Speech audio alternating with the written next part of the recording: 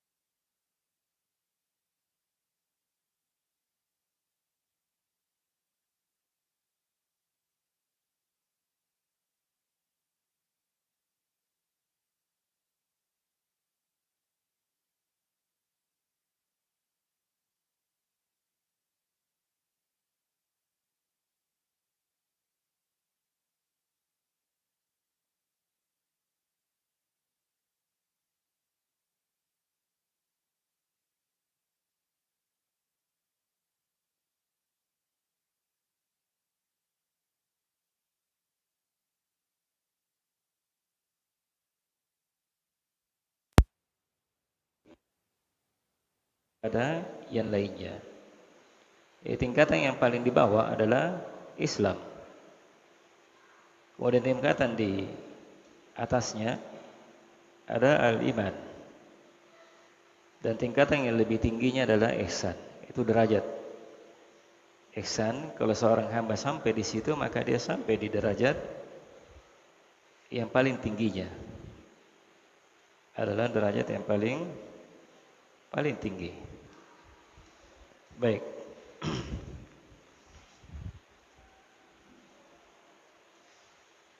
Jadi Islam itu cakupannya lebih luas.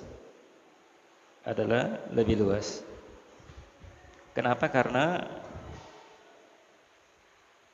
kalau dia bersendirian, maka Islam itu bisa bermakna amalan-amalan yang zahir, yang nampak. Seperti yang disebut oleh Nabi sallallahu alaihi wasallam bahwa al-Islam an tasyhadu an la ilaha illallah wa anna Muhammadar Rasulullah. Seseorang mengucapkan syahadat la ilaha illallah Muhammadar Rasulullah, itu kan nampak. Kemudian wa iqamis shalah, kemudian mendirikan salat. Wa itaiz zakah, itu juga nampak semuanya amalan zahir. Wa shaumi Ramadan, berpuasa pada bulan Ramadan, wa hajjil bait, dan berhaji bagi mereka yang mampu. Mereka yang mampu. Kemudian juga kenapa dikatakan Islam itu lebih luas cakupannya? Kenapa? Karena orang-orang munafikin itu masuk di dalamnya ketika mereka tunduk kepada Islam. Jadi orang munafikin dikatakan dia juga muslim. Kenapa? Karena dia tampakkan syariat Islam. Dia menampakkannya. Mungkin dia berpuasa, mungkin dia sholat, mungkin dia mengeluarkan zakat.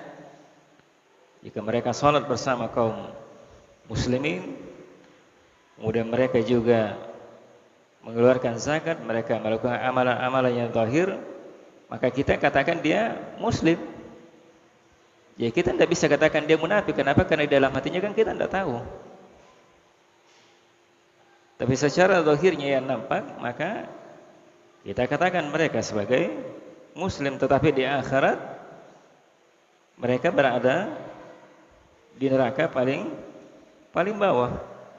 Kenapa? Karena mereka hakikatnya laisa indahum iman. Mereka tidak memiliki iman.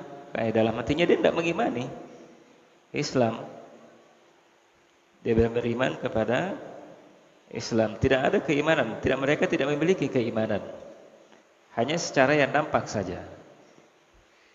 Dan Islam itu yang kita hukumi adalah yang nampak, yang zahir, yang nampak. Dalam hati itu kita tidak mengetahuinya. dalam hati. Jadi itu dalam hatinya dia yang akan berurusan nanti dengan Allah Subhanahu wa taala. Baik, kemudian iman. Iman adalah tingkatan yang kedua. Ini juga bertingkat-tingkat keimanan seseorang. Berbeda-beda. Di antara mereka ada yang dikatakan muqarrabun, ada orang yang senantiasa selalu mendekatkan dirinya kepada Allah Subhanahu wa taala dengan amalan-amalannya, ibadahnya, kebaikannya dan sebagainya. Di antara mereka ada yang dikatakan al-abrar, orang yang berbuat baik. Orang yang berbuat baik. Dan orang muqarrabun artinya orang yang senantiasa mendekatkan dirinya, itu adalah orang yang derajatnya tentunya lebih tinggi. Lebih tinggi. Sedangkan abrar itu tingkatan agak di bawahnya. Termasuk di dalamnya contohnya misalnya orang yang senantiasa mendekatkan dirinya kepada Allah. Dia misalnya memperbaiki salatnya, menegakkan salatnya, puasanya dia perbaiki. Kemudian kalau tiba waktunya misalnya menyembelih, dia menyembelih hewan korban dan sebagainya. Sedangkan albir itu tingkatan agak di bawahnya. Di bawahnya. Artinya amalan yang dilakukan lebih banyak oleh orang yang senantiasa mendekatkan dirinya dengan orang yang berbuat kebaikan. Berbuat albir, kebaikan. Kemudian juga di antara manusia ada yang zalimun li nafsi, ada orang yang menzalimi dirinya. Ada orang yang menzalimi dirinya. Jadi di antara orang yang beriman itu ada orang yang mendekatkan dirinya, ada orang yang menzalimi dirinya. Jadi orang yang berbuat zalim itu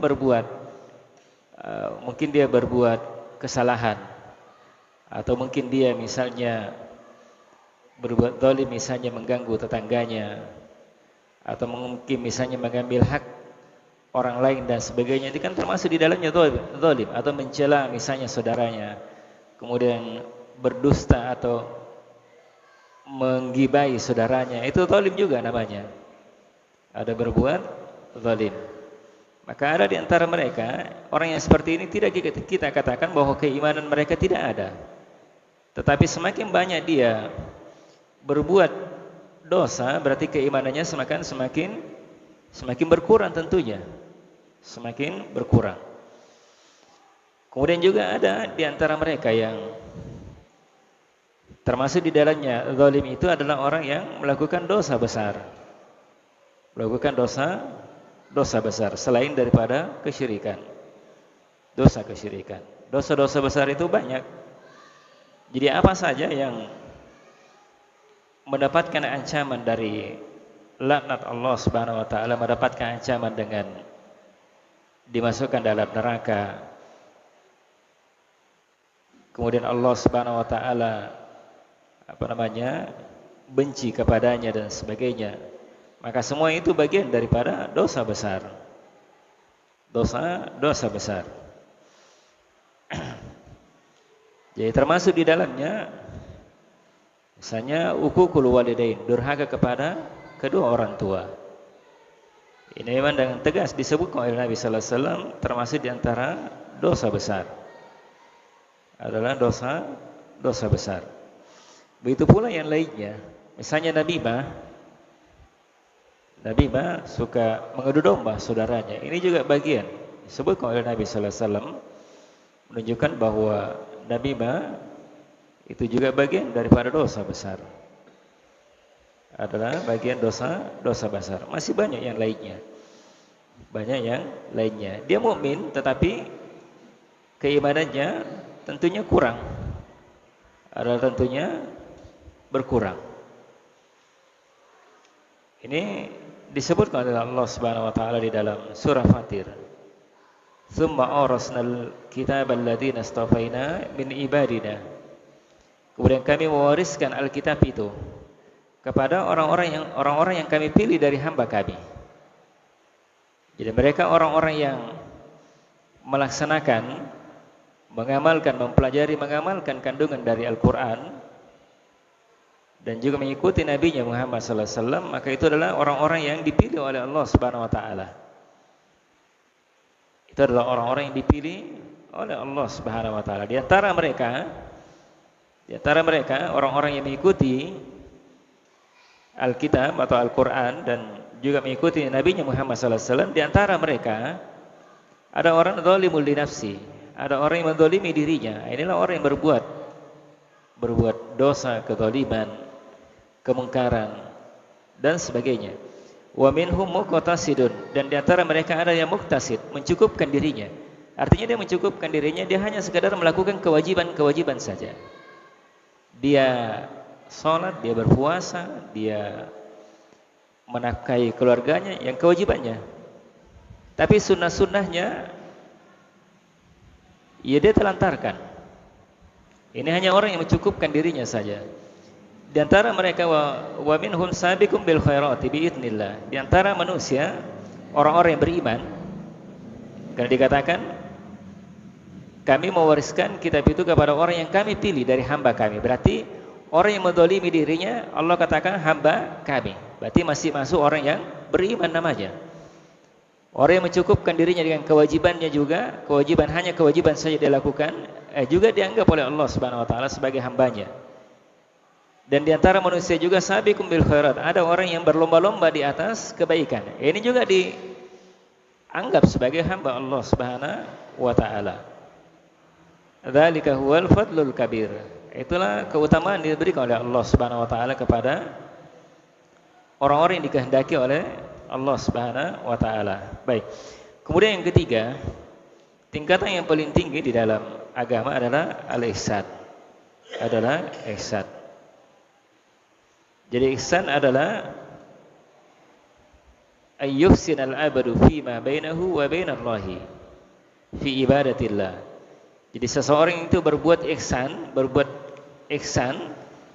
antara dirinya dengan Allah Subhanahu wa taala. Artinya dia perbaiki hubungannya dia dengan Allah Subhanahu wa taala. Bagaimana cara memperbaikinya? Ya tentunya seperti kalau kita anggap seperti salat, dia senantiasa perbaiki bagaimana menyempurnakan salatnya. Puasanya, bagaimana menyempurnakan dia puasanya. Pengenalannya dia kepada Allah Subhanahu wa taala semakin dia sempurnakan. Bagaimana dia mengenal Allah Subhanahu wa taala, hak-haknya Allah Subhanahu wa taala. Atau kemudian misalnya seperti nama-namanya Allah Subhanahu wa taala, sifatnya semuanya semakin disempurnakan. Sempurnakan ihsannya dia antara dia dengan Allah Subhanahu wa taala fi ibadatihi, di dalam beribadah. Di dalam ibadahnya dia kepada Allah Subhanahu wa taala. Itu ihsan. Adalah ihsan. Disebutkan oleh juga Nabi kita Muhammad sallallahu alaihi wasallam dalam hadis riwayat Imam Al-Bukhari dan Muslim dari Abu Hurairah. Nabi sallallahu alaihi wasallam katakan al-ihsan, dikatakan ihsan adalah anta budallaha ka'annaka tarahu fa illam takun tarahu fa innahu yaraka. Yang dikatakan ihsan adalah jika engkau beribadah kepada Allah Subhanahu wa taala seakan-akan engkau melihatnya. Jadi ketika misalnya contoh ketika dia sholat, dia menghadirkan di dalam dirinya bahwa seakan-akan itu Allah ada di hadapannya. Ada di hadapannya. Dia menganggap bahwa Allah Subhanahu wa taala melihat apa yang dia lakukan. Allah Subhanahu wa taala mengawasi apa yang dia kerjakan. Jadi seakan-akan Allah Subhanahu wa taala melihat dia. Itu dihadirkan dalam dirinya ketika dia sholat misalnya. Begitu juga ibadah-ibadah yang lainnya. Dia menghadirkan bahwa Allah Subhanahu wa taala melihatnya, memperhatikannya, mengetahui apa yang dia lakukan, sehingga dia merasa malu kepada Allah Subhanahu wa taala melakukan hal-hal yang dilarang. Hal-hal yang dilarang. Misalnya sementara dia berpuasa misalnya, dia selalu merasa dirinya Allah ada di hadapannya, mengawasi dia, melihat, mengetahui apa yang dilakukan, sehingga dia tidak, ketika dia berpuasa, dia menahan lidahnya, dia menahan lisannya untuk berbicara dosa, misalnya ghibah misalnya, atau dia mencela saudaranya misalnya, atau mengadu domba misalnya, itu dia tahan dirinya. Kenapa? Karena dia tahu bahwa Allah mengetahui apa yang akan dia lakukan. Apa yang akan dia lakukan. Allah senantiasa mengawasinya. Itu dihadirkan dalam dirinya bahwa Allah melihat dia. Itu derajat ihsan yang paling tinggi. Di bawahnya kalau tidak bisa seperti itu, fa in lam takum tarahu fa innahu yaraka. Atau saya ulangi, bahwa yang pertama itu seakan-akan dia melihat Allah Subhanahu wa taala di hadapannya. Seakan-akan dia melihat Allah di hadapan dia. Tapi bukan berarti bahwa zatnya Allah Subhanahu wa taala di hadapan dia, tidak, tetapi dia memahami bahwa Allah Subhanahu wa taala melihatnya, memperhatikannya, mengetahui apa yang dia lakukan dan sebagainya, sehingga dia malu untuk melakukan hal-hal yang tidak pantas, seperti misalnya salat misalnya.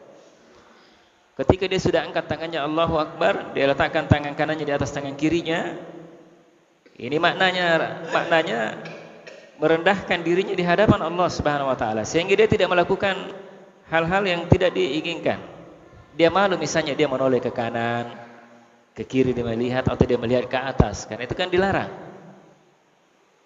Dilarang di dalam kita. Atau misalnya kalau sementara dia sholat, tidak perlu semua dia pegang ini dan sebagainya. Ini kan hal-hal yang seperti itu. Dia merasa dirinya bahwa dia malu untuk melakukan hal-hal seperti itu, karena dia tahu bahwa dia seakan-akan melihat Allah ada di depannya. Ini tingkatan paling tingginya. Jika dia tidak bisa seperti itu, maka dia meyakini bahwa Allah Subhanahu wa taala melihat dia. Jika dia tidak bisa hadirkan dalam dirinya bahwa dia melihat, seakan-akan dia melihat Allah Subhanahu wa taala, maka paling tidak di bawahnya adalah, kalau tidak bisa seperti itu, bahwa seakan-akan dia melihat Allah Subhanahu wa taala, maka ketahuilah bahwa Allah melihat dia. Dihadirkan dalam dirinya bahwa Allah melihat apa yang dilakukan, sehingga tentunya amalannya diperbaiki, semakin diperbaiki, apakah itu salatnya, puasanya, atau yang lainnya. Atau kalau misalnya ketika dia bekerja misalnya, membangun masjid misalnya, diperbaiki, dia hadirkan dalam dirinya kalau seakan-akan Allah Subhanahu wa taala melihat apa yang dilakukan, sehingga dia perbaiki niatnya, diperbaiki pekerjaannya, diselesaikan dan sebagainya dengan baik, dengan penuh amanah. Ini ihsan, derajat ihsan. Ini tentunya derajat yang tinggi. Derajat yang tinggi.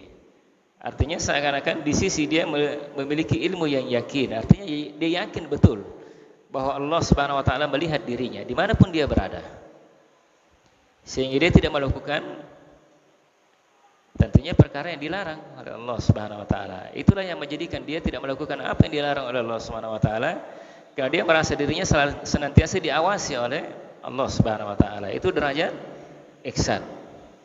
Itu derajat ihsan. Baik. Kemudian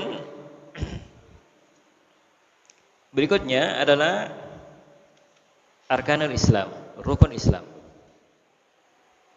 Rukun Islam syahadatul la ilaha illallah Muhammadar Rasulullah. Jadi yang pertama, di sini pembahasan berikutnya adalah rukun Islam. Yang pertama adalah syahadatul la ilaha illallah wa anna Muhammadan Rasulullah. Ini kan juga bagian daripada Islam, ya, daripada Islam. Karena tingkatan agama yang pertama adalah Islam. Jadi masuk pembahasan ini. Ini masuk pembahasan yang pertama, tingkatan yang pertama, Islam. Jadi, dan rukun daripada Islam itu ada 5. Jadi setiap tingkatan itu memiliki rukun-rukun di dalamnya. Ini yang perlu dipahami dulu, bahwa setiap tingkatan Islam itu memiliki rukun. Iman memiliki rukunnya, ihsan memiliki rukun. Nah, sekarang rukun Islam itu ada 5. Nah, inilah yang pertama adalah syahadatul la ilaha illallah wa anna Muhammadan Rasulullah.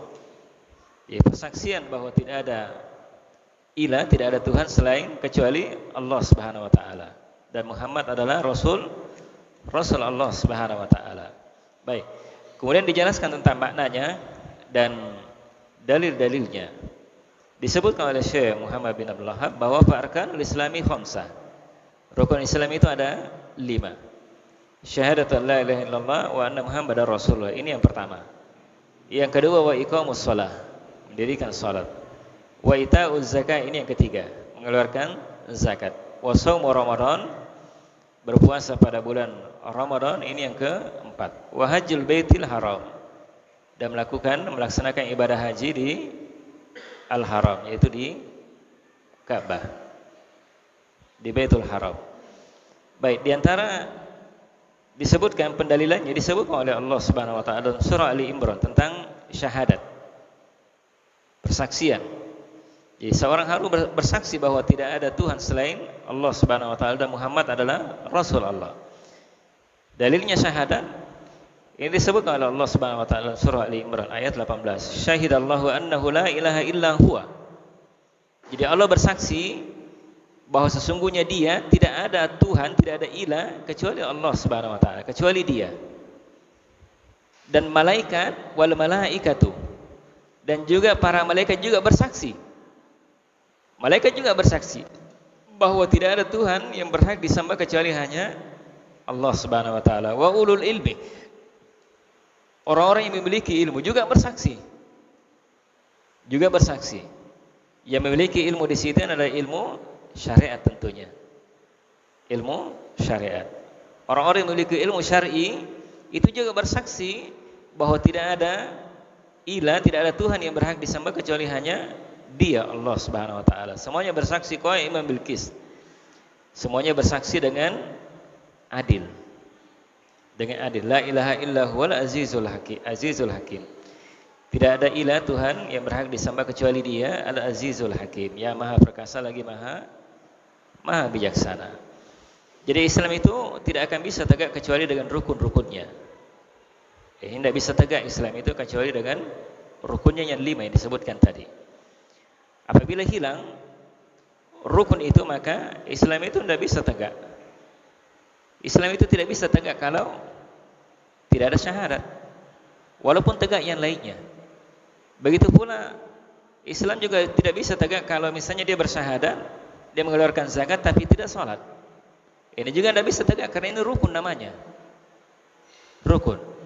Begitu pula ada orang yang mampu, memiliki harta, tapi dia tidak keluarkan zakat hartanya yang kewajiban bagi dia. Dia sholat, dia syahadat, dia umroh, haji, tapi dia tidak keluarkan zakat hartanya. Ini juga tidak bisa tegak Islam namanya kalau tidak dilakukannya. Oleh karena itulah ini namanya rukun.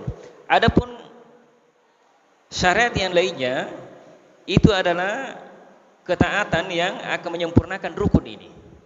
Bisa dipahami? Jadi selain daripada itu, ini semua yang penyempurna namanya, yang menyempurnakan. Jadi kalau seperti misalnya sholat, jadi sholat yang 5 kali, sholat duhur, asar, maghrib, isya, subuh. Ini yang kewajiban. Kewajibannya. Sisanya sholat rawatibnya misalnya. Sholat rawatibnya sebelum dan sesudah duhur, kemudian setelah maghrib, setelah isya, sebelum subuh, maka itu namanya penyempurna, menyempurnakan. Begitu pula misalnya sholat lail misalnya, ada orang sholat lail, maka itu menyempurnakan sholat wajibnya. Ya jangan dibalik, sholat sunnahnya dia utamakan, sholat wajibnya tidak. Bagaimanapun banyaknya sholat sunnah dilakukan, bagaimanapun banyaknya sholat malam dilakukan, tapi dia tidak sholat subuh, ini namanya tidak ada gunanya sholat sunnahnya, karena kewajiban dia telantarkan. Ini penyempurna namanya. Begitu pula dengan puasa misalnya, puasa Ramadan kan kewajiban, wajib bagi setiap muslim untuk berpuasa. Tentunya bagi mereka kalau dia memiliki udzur, tentunya tidak wajib baginya. Misalnya dia sakit, tapi kan dia harus ganti nanti, harus ganti. Atau misalnya orang yang sudah tua misalnya tidak mampu berpuasa, maka dia harus membayar fidyah nantinya, berfidyah nantinya. Dan puasa-puasa yang lainnya, ada orang puasa Senin Kamis misalnya, Senin Kamis. Puasa Senin Kamis ini hanya menyempurnakan kewajiban puasanya pada bulan Ramadan. Ada orang berpuasa hari Arafah, itu puasa sunnah, bukan kewajiban. 9 Zulhijjah, ini menyempurna namanya, penyempurnaan. Jadi ketaatan yang tersisa dari rukun itu, selain dari rukun itu adalah menyempurnakan kewajiban dari rukun-rukun yang ada itu. Rukun yang ada. Jadi segala bentuk kebaikan-kebaikan yang ada, ibadah-ibadah yang lainnya selain daripada rukun, maka itu menyempurnakan rukun Islam. Menyempurnakan rukun Islam. Baik. Kemudian pendalilannya tadi bahwa Allah Subhanahu wa taala syahida, bersaksi. Jadi Allah Subhanahu wa taala syahida artinya Allah Subhanahu wa taala itu menetapkan atau mengiklan, memberitahukan. Jadi katakan syahidallahu berarti Allah Subhanahu wa taala menetapkan bahwa tidak ada Tuhan yang berhak disembah kecuali Dia. Bisa juga bermakna bahwa Allah Subhanahu wa taala mengharuskan, mewajibkan semua makhluknya untuk mengakui bahwa tidak ada Tuhan yang berhak disembah kecuali Allah Subhanahu wa taala. Itu mana persaksian Allah Subhanahu wa taala. Mana persaksian Allah Subhanahu wa taala. Atau Allah Subhanahu wa taala memberitahukan kepada seluruh makhluknya bahwa tidak ada ilah yang berhak disembah kecuali hanya Dia saja. Ini makna bahwa syahidallahu, Allah bersaksi. Allah bersaksi. Ini diantara maknanya. Mana persaksian Allah Subhanahu wa taala. Jadi tidak ada ilah kecuali hanya Allah Subhanahu wa taala. Jadi la ilaha illallah itu maknanya bahwa tidak ada Tuhan, berarti kan menafikan. Tidak ada Tuhan yang berhak disembah. Di situ maknanya sebenarnya. Tidak ada Tuhan yang berhak disembah. Menunjukkan kepada kita bahwa banyak Tuhan-Tuhan selain daripada Allah Subhanahu wa taala. Banyak Tuhan-Tuhan selain daripada Allah Subhanahu wa taala. Apa saja itu? Tuhan selain daripada Allah Subhanahu wa taala? Banyak. Kuburan bisa jadi Tuhan? Bisa, kalau dia meminta kepada Dia. Berarti kan dia dijadikan dia sebagai Tuhan namanya. Dijadikan sebagai Tuhan selain daripada Allah Subhanahu wa taala. Misalnya batu akik misalnya. Dianggap bahwa itu bisa menyelamatkan dia dari bahaya misalnya. Berarti dia jadikan batu ini Tuhan selain daripada Allah Subhanahu wa taala. Kenapa? Karena yang bisa menyelamatkan hanya Allah Subhanahu wa taala. Berarti banyak Tuhan selain daripada Allah? Banyak. Kalau orang-orang dahulu, orang-orang Quraisy, ada Lata, ada Uzza, ada Manat dan sebagainya. Kalau di masa Nabi Nuh alaihissalam, orang-orang soleh di masa itu juga dijadikan sebagai Tuhan selain daripada, artinya dia meminta kepadanya. Dijadikan itu sebagai wasilah perantara untuk meminta kepada Allah Subhanahu wa taala. Berarti dia jadikan ini orang yang sudah meninggal, orang baik yang sudah meninggal sebagai Tuhan selain daripada Allah Subhanahu wa taala. Bisa juga seperti misalnya dokter misalnya, dokter bisa jadi Tuhan, bisa saja. Kalau misalnya ada orang berobat, kemudian dia mengatakan atau dia yakini bahwa dokter ini yang menyembuhkan saya. Dokternya bisa jadi Tuhan? Bisa. Kenapa? Karena yang bisa menyembuhkan adalah Allah Subhanahu wa taala, bukan dokter itu. Dokter hanya sebagai sebab saja. Dia hanya melakukan sebab agar supaya orang ini bisa sembuh. Bisa dipahami? Nah, itu makanya dikatakan tidak ada ilah yang berhak disembah. Artinya banyak ilah, maknanya banyak ilah. Banyak Tuhan-Tuhan selain daripada Allah Subhanahu wa taala. Tetapi semua itu tidak berhak untuk disembah. Tidak berhak untuk disembah. Ini disebutkan oleh Allah Subhanahu wa taala di dalam surah Al-Hajj. Allah sebutkan bahwa dzalika bi annallahu wal haq. Demikian itulah disebabkan karena Allah Subhanahu wa taala itu huwal haq, dialah yang hak. Dia yang berhak. Wa annama yad'una min dunihi huwal batil. Adapun yang yad'unahu min dunihi, adapun yang manusia meminta kepadanya selain daripada Allah Subhanahu wa taala, maka itu adalah batil. Adalah batil. Dari sinilah dipahami bahwa tidak ada Tuhan yang berhak disembah. Ini dari ayat ini. Kenapa? Karena Allah sendiri yang mengatakan bahwa bi annallahu wal haq, Allah yang berhak untuk disembah. Yang lainnya adalah batil. Kata Allah Subhanahu wa taala, wa annama yad'unahu min dunihi huwal batil. Adapun yang dimintai sesuatu selain daripada Allah Subhanahu wa taala, maka itu adalah batil. Ini kata Allah Subhanahu wa taala dalam surah Al-Hajj. Wa annallahu huwal aliyyul kabir, dan Allah Subhanahu wa taala Maha tinggi lagi Maha besar. Ini pemahamannya makna la ilaha. Jadi tidak ada ilah yang berhak untuk disembah. Jadi harus dinafikan, harus ditiadakan itu sesembahan selain daripada Allah Subhanahu wa taala. Jadi makanya tidak boleh meminta kepada batu aki, tidak boleh bersandar kepada dokter misalnya, tidak boleh bersandar kepada pohon misalnya dan sebagainya. Itu maknanya, artinya harus ditiadakan. Makanya tidak ada ilah yang berhak, harus ditiadakan. Harus dia tiadakan. Kemudian illallah, kemudian dikatakan kecuali hanya Allah Subhanahu wa taala. Berarti dia harus, ini adalah penetapan,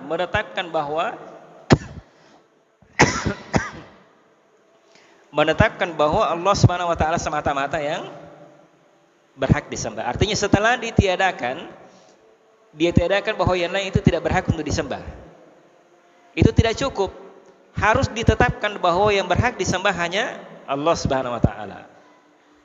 Tidak cukup hanya dikatakan saja bahwa tidak ada ilah, tidak ada Tuhan yang berhak disembah. Jadi kalau dikatakan bahwa tidak ada Tuhan yang berhak disembah, tidak ada yang berhak disembah selain Allah. Berarti mungkin saja kalau dia yakini seperti itu, mungkin saja, ya mungkin dia tidak beribadah kepada Allah Subhanahu wa taala, hanya sekedar pengakuan saja bahwa tidak, yang lainnya tidak berhak disembah, tapi dia tidak beribadah kepada Allah Subhanahu wa taala. Makanya harus ditetapkan bahwa hanya kepada Allah Subhanahu wa taala dia beribadah. Harus ditetapkan kepada Allah Subhanahu wa taala. Jadi tidak boleh juga hanya sekedar misalnya dikatakan illallah, bahwa hanya Allah Subhanahu wa taala semata-mata yang berhak disembah. Tapi dia tidak tiadakan Tuhan-Tuhan selain daripada Allah. Berarti ada kemungkinan dia berbuat kesyirikan. Dia meminta kepada pohon, dia meminta kepada batu, dia meminta kepada patung dan sebagainya. Jadi makanya harus lengkap keduanya. Jadi tidak ada ilah yang berhak disembah. Berhak disembah artinya ditiadakan. Semua yang selain daripada Allah Subhanahu wa taala tidak boleh kita beribadah kepadanya. Illallah, kecuali hanya kepada Allah Subhanahu wa taala. Jadi Allah Subhanahu wa taala dalam syahidallahu, berarti Allah Subhanahu wa taala bersaksi terhadap dirinya sendiri. Dia mempersaksikan terhadap dirinya sendiri tentang wahdaniyatihi, tentang esanya, tunggalnya Allah Subhanahu wa taala. Dan Allah Subhanahu wa taala itu adalah asdaqul qailin.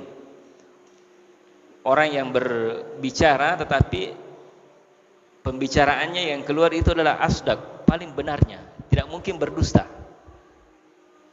Tidak mungkin Allah Subhanahu wa taala berdusta. Jadi makanya isi di dalam Al-Qur'an itu semuanya adalah kebenaran. Dan tidak mungkin ada di dalam Al-Qur'an itu Allah Subhanahu wa taala selisihi nantinya, tidak. Semuanya akan ditepati oleh Allah Subhanahu wa taala, dan semua yang apa yang diberitakan di dalamnya itu terjadi sebagaimana yang ada di dalamnya.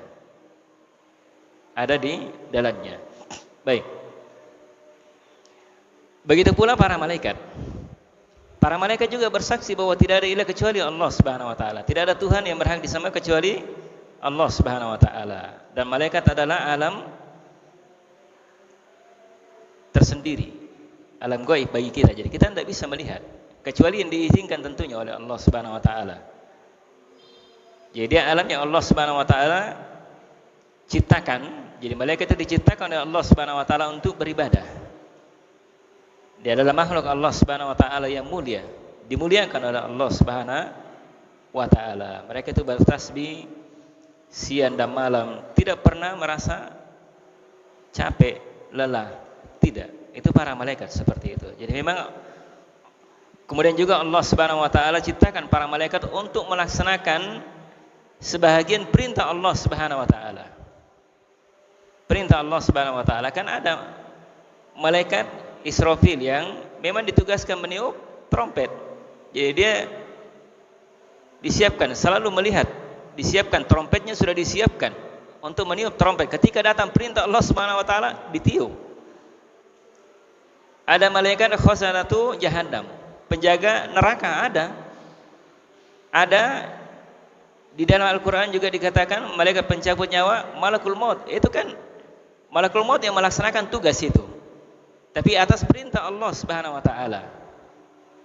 Perintah Allah Subhanahu wa taala memberikan perintah kepada malakul maut, oh ini si A sudah tiba ajalnya, sekarang kau datangi dia, cabut anunya, rohnya. Ini kan para malaikat. diberikan tugas oleh Allah Subhanahu wa taala untuk melaksanakan perintah. Setiap manusia di sisinya ada raqibun atid. Ada senantiasa malaikat yang mengawasinya, ada malaikat yang hadir di sisinya, apa yang dia lakukan selalu dicatat, tidak pernah luput. Apa yang dilakukan? Duduk-duduk di sini juga dicatat malaikat. Ini si A ini, wah duduk di sini. Dicatat kebaikan bagi hamba itu. Nanti di hari kiamat diperlihatkan. Betul tidak ini? Iya betul. Jangan sampai salah. Kalau ada yang salah silahkan protes. Ini kan disuruh manusia nanti seperti itu. Kalau ada yang salah catat silahkan protes. Jangan sampai ada yang salah. Dan tidak ada yang salah. Ini malaikat Allah Subhanahu wa taala. Jadi malaikat juga bersaksi bahwa malaikat juga bersaksi bahwa tidak ada ilah kecuali, tidak ada Tuhan yang berhak disembah kecuali Allah Subhanahu wa taala. Hanya para ulama itu berselisih pendapat mana yang lebih tinggi kedudukannya, malaikat atau manusia yang soleh. Ini ada perselisihan di kalangan para ulama. Walaupun malaikat sebenarnya memiliki kedudukan yang tinggi, mulia di sisi Allah Subhanahu wa taala. Tapi kalau hamba Allah Subhanahu wa taala yang taat kepada Allah Subhanahu wa taala, sebagian ulama mengatakan dia kedudukannya lebih tinggi daripada para malaikat. Para malaikat. Kenapa? Karena manusia diberikan hawa nafsu untuk bisa berbuat kebaikan, berbuat kejelekan, ada kemungkinan. Kalau malaikat tidak. Dia tidak memiliki keinginan untuk berbuat dosa, membangkang, tidak ada seperti itu. Tapi manusia, jadi ketika dia berhasil mengalahkan hawa nafsunya kemudian dia taat kepada Allah Subhanahu wa taala, maka ada kedudukannya lebih tinggi daripada malaikat. Ini manusia.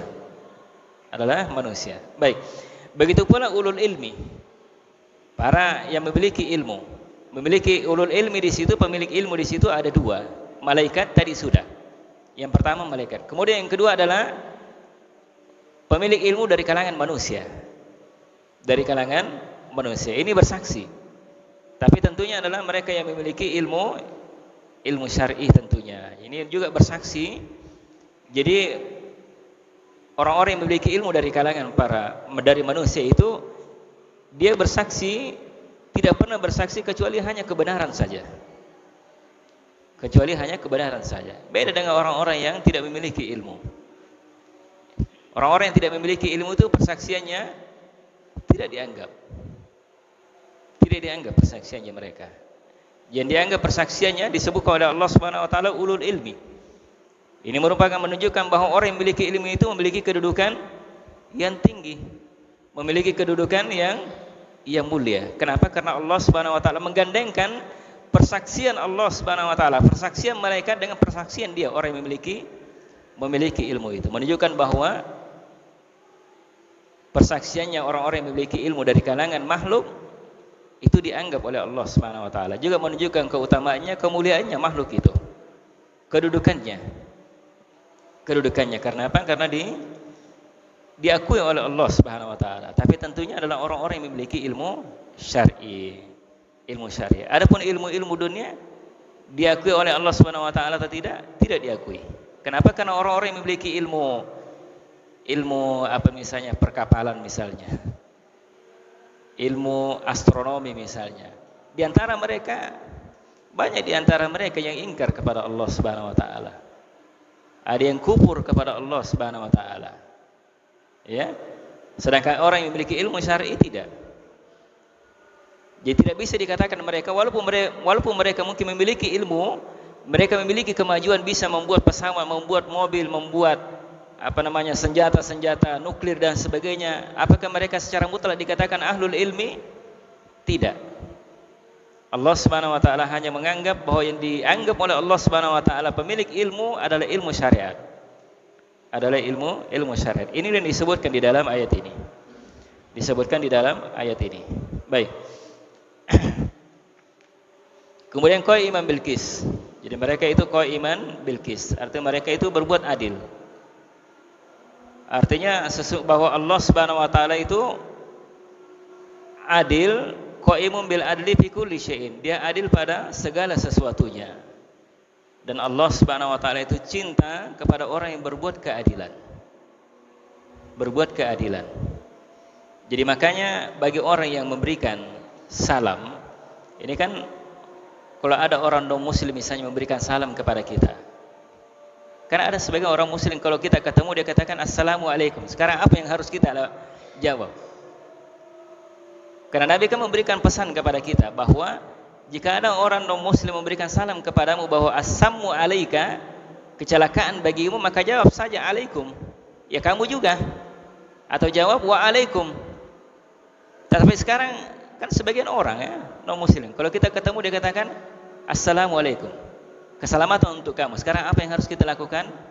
Kalau Ibnu Qayyim mengatakan jawab saja waalaikumsalam. Alasannya karena itu bentuk keadilan namanya, bentuk keadilan walaupun terhadap orang non muslim, terhadap orang non muslim.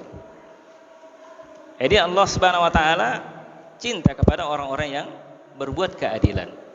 Innallaha yuhibbul muqsitin. Allah Subhanahu wa taala cinta kepada orang yang berbuat keadilan. Al-Azizul Hakim. Ini Maha Perkasa lagi Maha Bijaksana. Ini dua nama Allah Subhanahu wa taala yang terkandung di dalamnya sifat-sifat Allah Subhanahu wa taala, sifat izzah, Maha Perkasa. Maha Perkasa dan hikmah, dan Allah Subhanahu wa taala Maha Bijaksana. Artinya segala apa yang diciptakan oleh Allah Subhanahu wa taala diatur oleh Allah Subhanahu wa taala semua dengan penuh kebijaksanaan. Ada hikmah di balik daripada itu. Tidak hanya sekedar dibuat secara sia-sia saja. Secara sia-sia saja. Baik.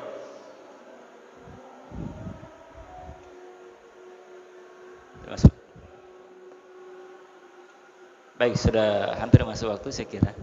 Karena ini baru pembahasan pertama, yaitu makna la ilaha illallah. Jadi nanti insyaallah pada pembahasan berikutnya yaitu makna Muhammad Rasulullah. Ini akan dibahas ya, ini akan jelas. Baik, semoga ada manfaatnya di bidang Quran yang dilakukan. Subhanaka wa bihamdik, asyhadu an la ilaha illa anta, astaghfiruka wa atubu ilaik. Assalamualaikum warahmatullahi wabarakatuh.